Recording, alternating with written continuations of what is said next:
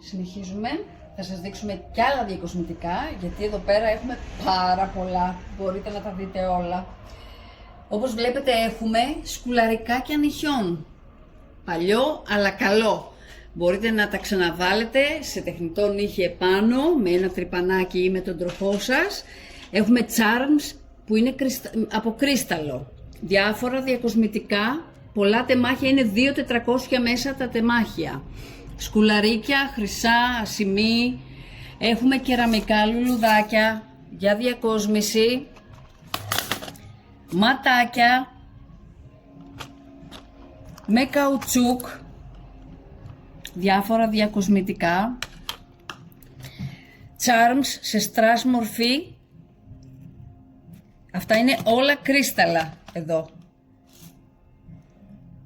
Αυτά είναι κρυσταλλάκια. Υπάρχουν τα Crystal Pixie της Swarovski.